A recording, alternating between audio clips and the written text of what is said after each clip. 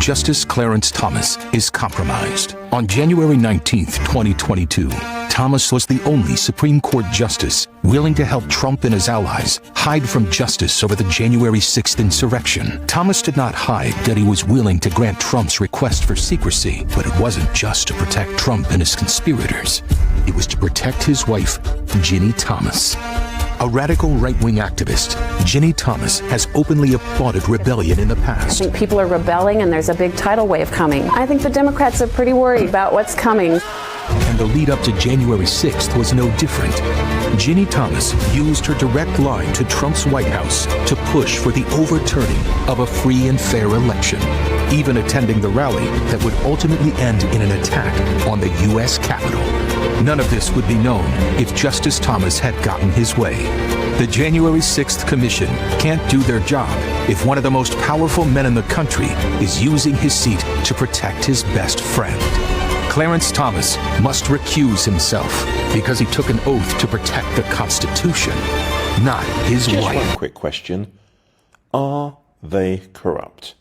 Press like button for yes. In 2016, you played another lawyer named Clarence Thomas as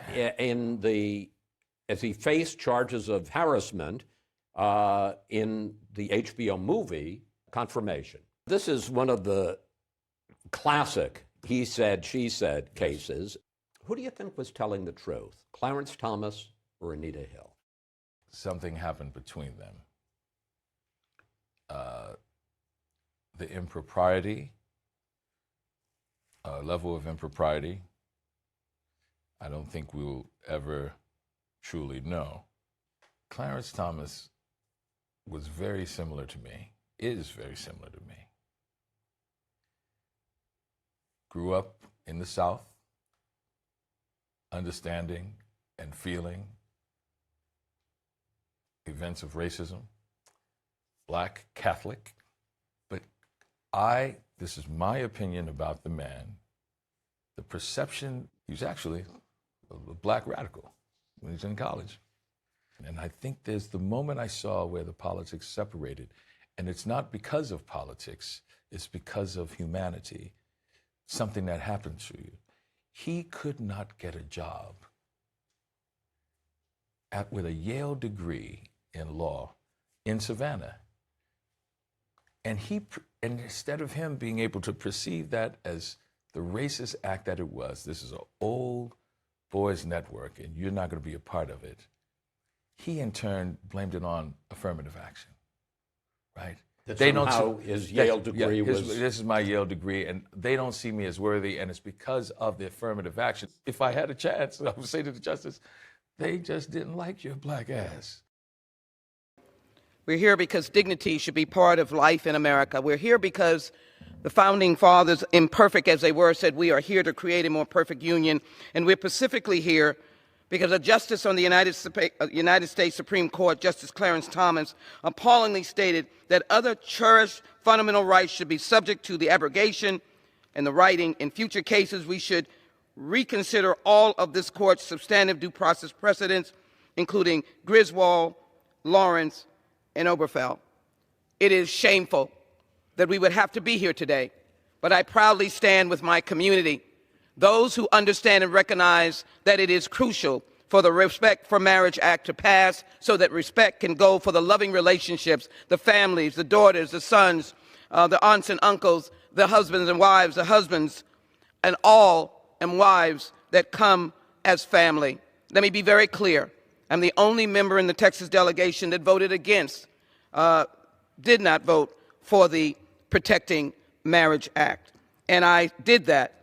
DOMA was wrong then, it is wrong now, and I continuously stand with all of you to pass H.R. 8404, Respect for Marriage. That they can now lie to duly elected members of the United States Senate in order to secure Supreme Court confirmations and seats on the Supreme Court.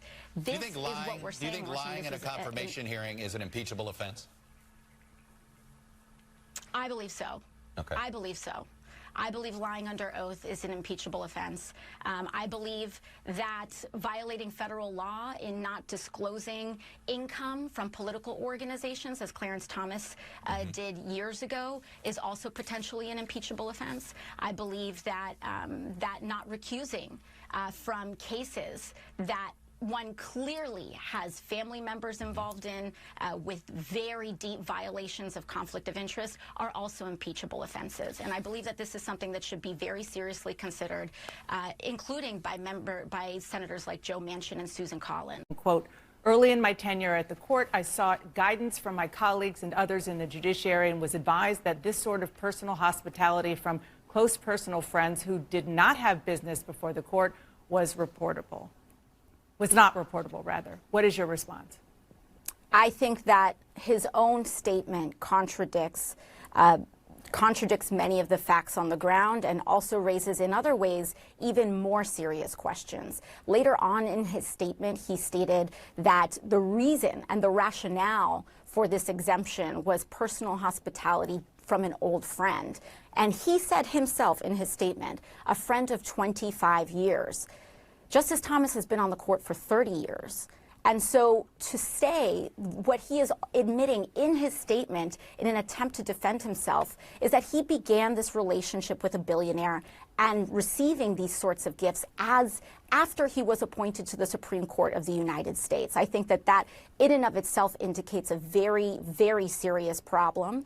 And then on top of that, he is now implicating his colleagues. And I do believe that Chief Justice John Roberts must now come forward and state if he allows and is allowing this kind of very serious corruption to happen on this court. I think, you know, when it comes to Justice Thomas's statement, when he's talking about his colleagues and when he's talking about who advised him to break the law, I think we need to know who those people are. Let's talk a little bit about the court as an institution. Although it was not the case for much of the court's long history, today many of the justices have working spouses. Your husband, Jesse, remains a practicing lawyer. What do you see as some of the challenges of balancing two careers when one is in service to the Supreme Court? I think that for us, the challenges that we face are those that, you know, couples who are both working and have children at home always face. I mean, we balance now in the same way that we've balanced for our whole marriage, you know, who's going to do what for childcare and spreading ourselves thin. And Jesse is very generous in picking up a lot of the slack. He is working largely out of a home office right now, and so that gives him a little bit of flexibility, which is much appreciated by me. You know, Jesse is a lawyer, and so we are very careful to avoid conflicts. Not all justices who have working spouses have spouses who are lawyers. The chief does, although his wife is no longer actually practicing law. So it's something that we're very conscious of and very careful about. But, you know, I think we're living in a time when we have a lot of couples where both are working, and so I think that the court and, you know, society has to adjust to expect that. Do you think there should be court guidelines on what working spouses should and should not do? I don't think most of the spouses would be very happy about those guidelines. Certainly when I try to give my husband guidelines about what to do and not to do in the house even, that doesn't go over very well. No, I mean, the court is very, like I said, everybody's very attentive to those kinds of things. So, one thing that a lot of people think about